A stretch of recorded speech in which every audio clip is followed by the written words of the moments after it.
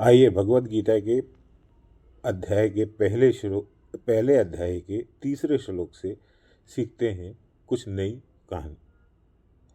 इसको जोड़ते हैं आज की ज़िंदगी के साथ। तो तीसरा श्लोक में हमें क्या सिखाया जाता है? जब युद्ध शुरू होता है तो सबसे पहले सेनापति पहचाने जाते हैं, लेकिन क्या हो जब सेनापति भ्रम में हो?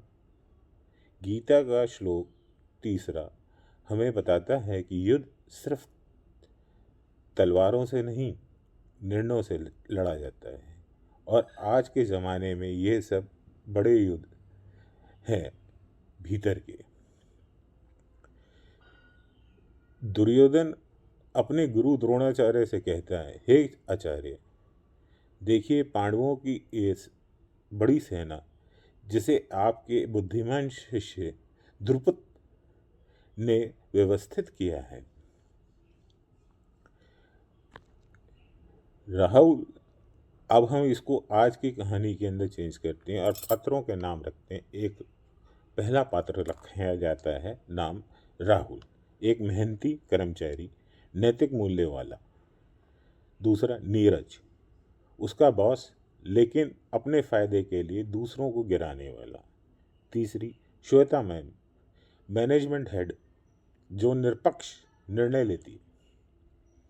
आइए आगे इस कहानी को विस्तार में समझते हैं और तीसरे श्लोक का अर्थ को आज के वास्तविक जीवन के अंदर रूपांतरित करने की कोशिश करते हैं। एक दिन नीरज उसे कहता है, राहुल, क्लाइंट की प्रेजेंटेशन में थोड़ी सी डेटा गुम कर दो, वैसे भी सब करते हैं, तुम भी समझदारी से काम लो। राहुल असमंजस्य में पड़ जाते और सोचता है, क्या वे अपने धर्म से समझौता करें? वे खुद से कहता है। और राहुल ऑफिस के कॉरिडोर में टहलते हुए अपने मन में अशांत है उसका, और वो सोचता है, क्या मैं पीछे जा रहा हूँ? क्या मैं ईमानदारी से कभी जीत नहीं पाऊँगा? यह उसका कुरुक्षेत्र है जो उसके भीतर का युद्ध चल रहा है। फिर नीरज यानी कि आज का दुर्योधन श्वेता मैम से कहता है, राहुल को तो काम आता ही नहीं। देखिए मेरी टीम कितनी अच्छी चल रही है, सब मेरे ही कहना मानते हैं। जैसे कि श्लोक तीसरे में दुर्योधन कहता है, देखिए पांडवों की सेना जिसे आपके शिष्य ने तैयार किया है, वो गुरु की मानसिक रूप से हिलाना चाहता है। राहुल की टीम के नया सदस्य आरव जो कहता है, भैया आप जैसे लोग ही तो असली नेता हैं, अगर आप झुक गए तो हम सब हार जाएंगे। राहुल के अंदर की शक्ति मिलती है, जैसे कि धृष्टद्युम्न ने पांडवों की सेना को व्यवस्थित किया था। श्वेता मैम सबकी प्रेजेंटेशन देखती हैं और एक दिन बोर्ड की मीटिंग बुलाती हैं।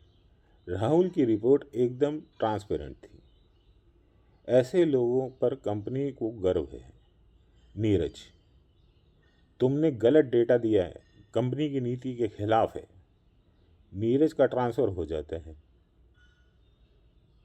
कभी कभी दुश्मन हमारे सामने नहीं, हमारे भीतर होता है, और हमारे गुरु भी भ्रमित हो सकते हैं, लेकिन आप धर्म के साथ हैं तो चाहे युद्ध कितना भी बड़ा हो, जीत आपकी होगी। राहुल की तरह अर्जुन बनो, क्योंकि यही गीता का पहला पाठ है।